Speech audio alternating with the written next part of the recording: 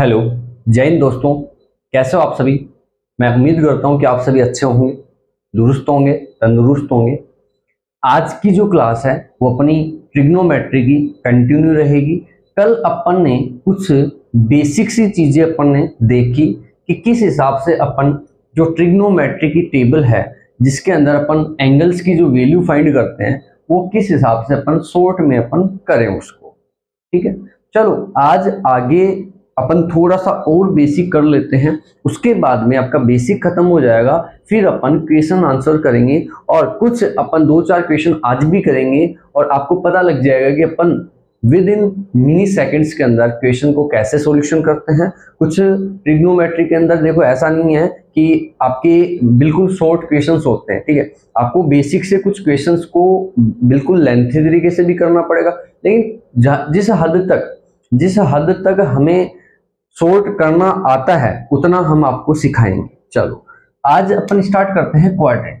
सबसे पहली चीज देखेंगे अपन क्वाड्रेंट। देखो क्वाड्रेंट जो है वो 4 होते हैं। जैसे कि मैं बात करूं, ये जो होता है आपका फर्स्ट क्वाड्रेंट, ये होता है आपका सेकंड क्वाड्रेंट, ये होता है आपका थर्ड क्वाड्रेंट और ये होता है आपका फोर्थ क्वाड्रेंट। ठीक है, अब क्वाड्रेंट की जरूरत क्यों पड़ी अपने को ट्रिग्नोमेट्री के अंदर, क्योंकि जो 6 ट्रिग्नोमेट्री फंक्शंस हैं उनकी वैल्यू फाइंड करने के लिए कि फर्स्ट जो क्वाड्रेंट है उसके अंदर कौन कौन से ट्रिग्नोमेट्री फंक्शन जो है वो पॉजिटिव होते हैं और कौन से नेगेटिव होते हैं। तो आपकी जानकारी के लिए मैं आपको बता देता हूं कि जो फर्स्ट क्वाड्रेंट है इसके अंदर ऑल ट्रिग्नोमेट्री फंक्शंस जो होते हैं वो आर पॉजिटिव, यानी कि सभी के सभी ट्रिग्नोमेट्री फंक्शंस किसके होते हैं बेटा, प्लस के।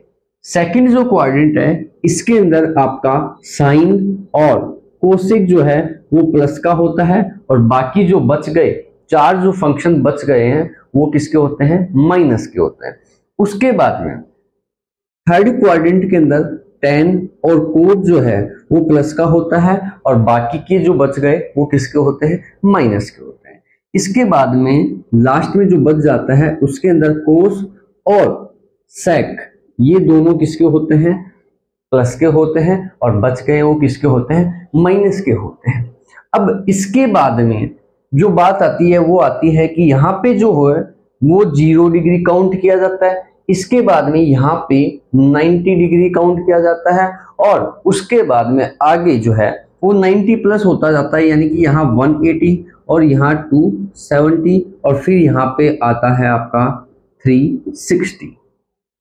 अब बात आती है कि सब कहाँ कौन से एंगल पे अपना जो फंक्शन है वो चेंज होगा अपने ऑपोजिट फंक्शन के अंदर। देखो जो 90 डिग्री है यहाँ पे जो फंक्शन है, जो फंक्शंस हैं वो क्या होंगे, चेंज होंगे। जैसे कि साइन जो है वो कोस के अंदर चेंज हो जाएगा और जो कोस है वो किस में चेंज हो जाएगा, साइन के अंदर चेंज हो जाएगा। लाइक दैट मैं एक एग्जांपल लेता हूं। जैसे मैंने लिया साइन 90 माइनस थीटा। कितना लिया मैंने, साइन 90 माइनस थीटा। देखो साइन है और 90 माइनस थीटा, यानी 90 कहाँ पे है, यहाँ पे, और 90 माइनस का मतलब पीछे चलूंगा यानी कि फर्स्ट क्वाड्रेंट। और फर्स्ट क्वाड्रेंट के अंदर सभी के सभी फंक्शन जो है, फलन जो है वो किसके होते हैं, प्लस के होते हैं। यानी कि दूसरी बात साइन जो है 90 पे क्या होता है, चेंज होगा। तो 90 साइन किस में चेंज हो जाएगा, कोस में, और थीटा का थीटा और किसका आएगा, प्लस का। क्यों, क्योंकि फर्स्ट जो क्वाड्रेंट है उसके अंदर सभी के सभी फलन किसके होते हैं, प्लस के होते हैं। इसलिए ये किस में चेंज हो गया, sine 90 minus theta cos theta के अंदर। अरे क्लियर हुआ। इसी प्रकार जैसे मैं बोलता हूं कि जो 270 होता है यहाँ पे भी फंक्शन क्या होता है, चेंज होता है। यानी कि क्वाड्रेंट के अंदर 90 और 270 पे जो फंक्शन है वो क्या हो जाता है, आपका चेंज होता है अपने ऑपोजिट फलन के अंदर। क्लियर हुआ, अरे क्लियर हुआ, एनी डाउट। चलो इसके बाद में अपन देखते हैं क्वाड्रेंट के अंदर जो साइन है। मैं एक एग्जाम्पल और आपको लेके बताता हूं। जैसे मैंने लिया कि कोस 90 माइनस का थीटा। देखो सबसे पहले 90 पे जाओ, 90 माइनस कर रहा है यानी कि पीछे आएगा, यानी फिर फर्स्ट क्वाड्रेंट में आ गया। और 90 माइनस थीटा का मतलब हो गया फर्स्ट क्वाड्रेंट, और फर्स्ट क्वाड्रेंट जो है 90 चेंज हो जाएगा किसमें, साइन में, और थीटा का थीटा आ जाएगा वो भी किसका, प्लस का। किसी को प्रॉब्लम? चलो इसके बाद में जो क्वाड्रेंट है, इसके बाद में अपन देखते हैं डिग्री और रेडियन के अंदर क्या रिलेशन है। देखो डिग्री और रेडियन बहुत इंपॉर्टेंट है, वो आपके ट्रिग्नोमेट्री में पूछा भी जाता है। देखो डिग्री और रेडियन के अंदर जो रिलेशन है वो बात करते हैं डिग्री एंड रेडियन। अगर आप कोई भी आपके पास में डिग्री में वैल्यू है और आप उसको डिग्री से आप रेडियन में चेंज कर रहे हो, देन आप उसको पाई बाई 180 से उसको मल्टीप्लाई करोगे, यानी पाई अपॉन 180 से उसको क्या करोगे, मल्टीप्लाई करोगे। यानी कि अगर आपको पूछा जाए कि रेडियन को आप डिग्री में चेंज करना चाहो तो आप इसको 180 अपॉन में पाई से क्या करोगे, मल्टीप्लाई। लाइक दैट मैं एग्जांपल लेता हूं, आपके पास में आ गया 30 डिग्री, उसको मुझे रेडियन में चेंज करना है, तो आप इसको किससे मल्टीप्लाई करोगे, पाई बाई 180 से। 36 जा 180, तो आंसर क्या आया, पाई बाई 6। अरे क्लियर हुआ? तो ये किस में आंसर आया आपका, पाई बाई 6, ये रेडियन के अंदर आया। और अगर मैं वापस से पाई बाई 6 को मैं डिग्री में कन्वर्ट करता हूं तो किससे मल्टीप्लाई करूंगा, 180 अपॉन में पाई से, तो पाई से पाई कैंसिल आउट होगा, 6 3 जा 18 और 0, क्या 30 डिग्री वापस से आ गया क्या? अरे क्लियर हुआ? तो अपन ने अभी तक क्या देखा कि जो क्वाड्रेंट है वो 4 क्वाड्रेंट होते हैं, फर्स्ट, सेकंड, थर्ड और फोर्थ। जो फर्स्ट क्वाड्रेंट है इसके अंदर ऑल ट्रिग्नोमेट्री फंक्शंस किसके होते हैं, प्लस के होते हैं। सेकंड क्वाड्रेंट के अंदर साइन कोसेक जो होता है वो प्लस का होता है। थर्ड में tan और कोट प्लस का होता है। और फोर्थ जो क्वाड्रेंट है उसके अंदर कोस और सेक प्लस का होता है, बाकी क्या होते हैं, नेगेटिव। क्लियर हुआ? दूसरी बात कि जो 90 डिग्री और 270 डिग्री है, यहाँ पे जो फंक्शन है वो चेंज होता है, और 180 एंड 0 या फिर आप इसको 360 भी बोल सकते हो, इस पे आपका फंक्शन चेंज नहीं होता है। अरे क्लियर हुआ? इतना क्लियर हुआ? उसके बाद में अपन ने देखा कि जो डिग्री और रेडियन के बीच में जो रिलेशन है वो कैसा होता है, तो वो इस तरीके से होता है, बड़ा ही सुहावना होता है कि जो डिग्री है उसको अगर आप रेडियन में कन्वर्ट करना चाहोगे तो पाई बाई 180 से करोगे मल्टीप्लाई। अगर रेडियन को डिग्री में करना चाहोगे, उल्टा करोगे, तो इसका भी क्या हो जाएगा, रेसिप्रोकल हो जाएगा, मींस 180 अपॉन में पाई। अब कुछ क्वेश्चंस करते हैं जिससे आपको थोड़ा सा डेकोरम समझ में आएगा कि ट्रिग्नोमेट्री में एक्चुअली किस टाइप की क्वेश्चंस आते हैं। अपन अच्छे लेवल के क्वेश्चंस करवाएंगे आपको, ठीक है। पहला जो क्वेश्चन है वो देखिए, आपको पूछा जाए if x plus 1 upon x equals to में 2 cos theta, then find the value of x cube plus 1 upon x cube जो है वो किसके इक्वल होगा।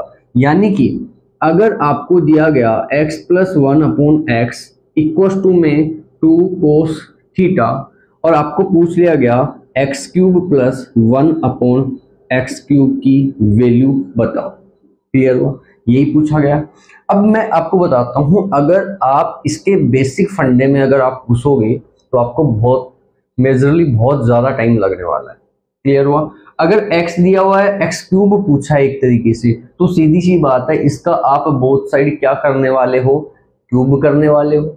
ये आपका बेसिक फंडामेंटल है। क्लियर? अब अपन इसको सब इजी तरीके से मेरे भाई किस हिसाब से करेंगे वो अपन देखते हैं। आइए, अगर मुझे x plus 1 upon x equals to में 2 cos थीटा दिया जाए, ध्यान रखना कभी भी x plus 1 upon x equals to में 2 cos थीटा दिया जाए, देन आपको पूछा जाए x की power n plus 1 upon x की पावर n की वैल्यू, तो आपका डायरेक्ट आंसर होता है 2 cos n थीटा।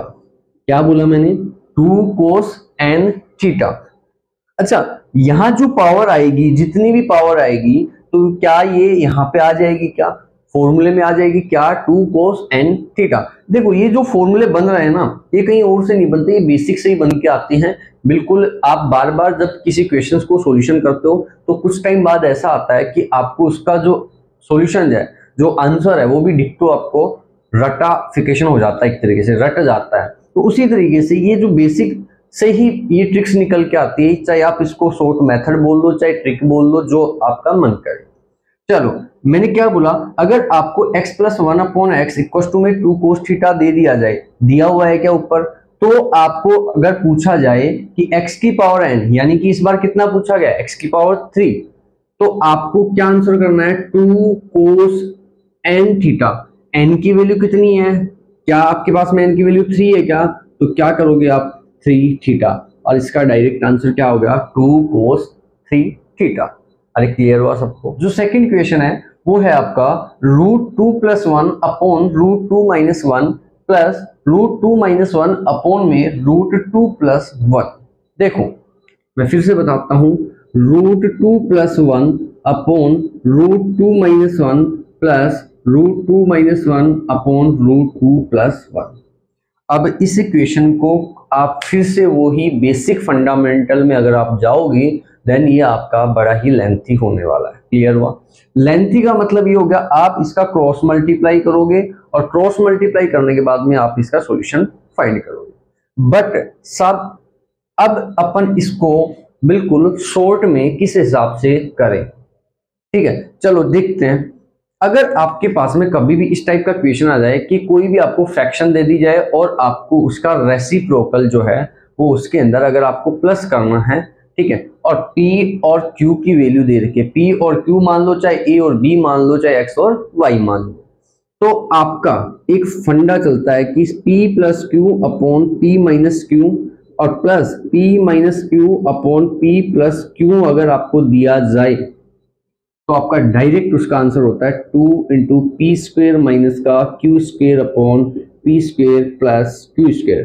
सॉरी ऊपर प्लस आएगा और नीचे माइनस आएगा। Clear. 2 × p² plus q² upon में p² माइनस का q²। p की जगह कितना है √2, q की जगह कितना है 1 है। क्लियर हुआ।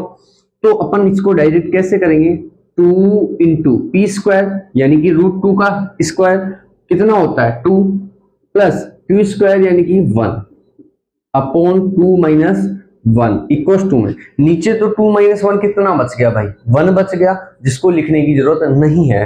और 2 + 1 3 और 2 जा 6, इसका आंसर क्या आ गया आपका 6 आंसर है। अरे कर सकते हो, कर सकते हो। अभी आप बोलो साहब अगर इस टाइप का क्वेश्चन आए तो हम कर लेंगे, बट अगर मान लो यहाँ पे प्लस की जगह क्या आ जाएगा, अगर माइनस आ जाएगा तो साहब उसका भी अपने पास इलाज है। क्या, उसकी भी दवाई है अपने पास में कि अगर यहाँ माइनस आ जाता है तो ये जो स्टेटमेंट है और ये चेंज होके ये बन जाता है 4pq अपॉन में p² माइनस का q²। क्लियर हुआ। ये स्टेटमेंट किस में चेंज हो जाएगा, माइनस आते ही 4pq अपॉन में p² माइनस का q²। ये जो फंडामेंटल, ये जो अपने पास में फंडामेंटल जो ट्रिक आई है, ये ट्रिक भी कहां से निकल के आई है, बेसिक से ही निकल के आई है। क्लियर हुआ। अच्छा, अब इस टाइप के क्वेश्चंस में कोई प्रॉब्लम नहीं आएगी, ठीक है। आप लिख लेना, जो नोट्स हैं वो आप प्रॉपर बनाना सीखो। ऐसा नहीं है कि मैथ्स के अंदर कोई नोट्स नहीं बनते हैं, नहीं, नेवर, ये ऐसा कभी नहीं है, ये गलत थिंकिंग आपकी। नोट्स मैथ्स में भी बनते हैं तो साइंस में भी बनते हैं, हर एक सब्जेक्ट में नोट्स बना सकते हो। मैथ्स को बहुत अच्छे तरीके से आप सहेज के रख सकते हो। मैं बार बार कहता आया हूं कि जिस तरीके से सुभाष चंद्र बोस ने कहा था कि तुम मुझे खून दो मैं तुम्हें आज़ादी दूंगा, उसी प्रकार मैथ्स भी आपको हमेशा यही कहती है, बार बार चीख चीख के पुकार पुकार के यही कह रही है कि आप मुझे मैक्सिमम प्रैक्टिस दो, मैं आपको मैक्सिमम मार्क्स दूंगी। मैं फिर बता रहा हूं आपको, अगर आप इसकी बार बार प्रैक्टिस करोगे तो मैथ्स एक ऐसा सब्जेक्ट है जो आपसे पूछ के नंबर कटते हैं। अगर आप किसी भी चैप्टर की बार बार आप प्रैक्टिस करोगे, देन आपसे उस चैप्टर में नंबर कटने से पहले आपसे 4 बार पूछेगा कि भाई मैं कटूं या नहीं।